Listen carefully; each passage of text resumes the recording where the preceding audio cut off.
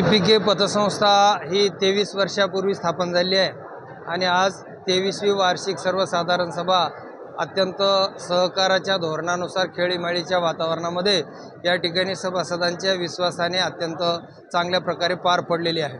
तर म्हणजे सहकार कसं असावं या ठिकाणी आमच्या या पतसंस्थेचे अनेक ज्येष्ठ सभासद जे आहेत त्यांनी अनेक विषय या ठिकाणी मांडले, अनेक गोष्टींमध्ये मार्गदर्शन केलं आणि आज ही पतसंस्था या ठिकाणी मी जरी राजकीय पक्षाचा कार्यकर्ता असेल तरी आमच्या पतसंस्थेमध्ये कुठलंच राजकारण या ठिकाणी आम्ही घेत नाही आणि म्हणून आज जिल्ह्यातील सर्व स्तरातून लोक या पतसंस्थेमध्ये खाते खोलतात, व्यवहार करतात आणि मोठ्या प्रमाणात डिपॉझिट करतात आणि त्यामुळं आज ह्या पतसंस्थेचा उलाढाल जवळपास 500 करोड रुपयावर गेलेली आहे।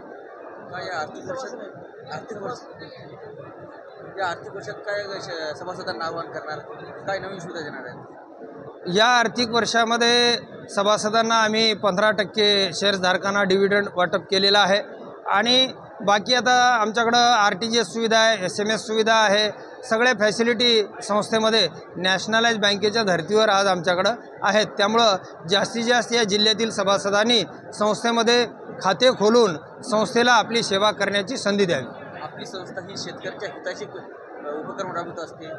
या दुष्काळ अतिवृष्टी निश्चित जोडधंद्याचा आता आज यावर्षी आपल्याकडं खूप मोठ्या प्रमाणात अतिवृष्टी झाली आणि अतिवृष्टी झाल्यामुळं आज शेतकऱ्याचं उत्पादन हे निश्चितपणे घटलेलं आहे, कारण सततच्या पावसामुळं या ठिकाणी पिकाला ऑक्सिजन मिळालेलं नाही, सूर्यप्रकाश मिळालेला नाही आणि त्यामुळं अन्न तयार झालेलं नाही। त्यामुळं उत्पन्नामध्ये 50% घट निश्चित आलेली आहे आणि गोदाकाठची जर सगळी पिकं ही 100% नुकसानीमध्ये गेली आहेत। त्यामुळे शेतकरी खूप अडचणीत आलेला आहे आणि त्यामुळं आम्ही शेतकऱ्यांना या ठिकाणी पतसंस्थेमार्फत तर आपला काही करता येणार नाही, पण आपण कारखान्याच्या माध्यमातून शेतकऱ्यांना बेणं आणि खत देण्याचं नियोजन आम्ही या ठिकाणी केलेलं आहे।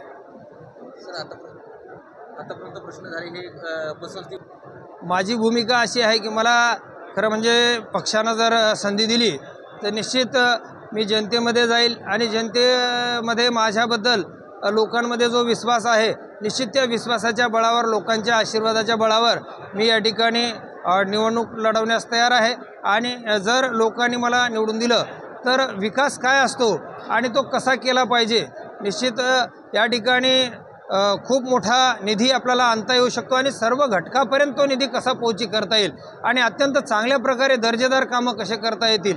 खरं म्हणजे नुसतं रोड नाल्या करून विकास होणं शक्य नाही, तर प्रत्येक स्तरातील प्रत्येक घटकाला जर न्याय मिळून दिला तर तो विकास होऊ शकतो। शेतकऱ्याच्या प्रत्येक घरामध्ये शेतकरी असेल, शेतमजूर असेल, ह्या प्रत्येक घटकांना या ठिकाणी त्याचं उत्पन्न कसं वाढेल त्या दृष्टिकोनातून काम केलं पाहिजे।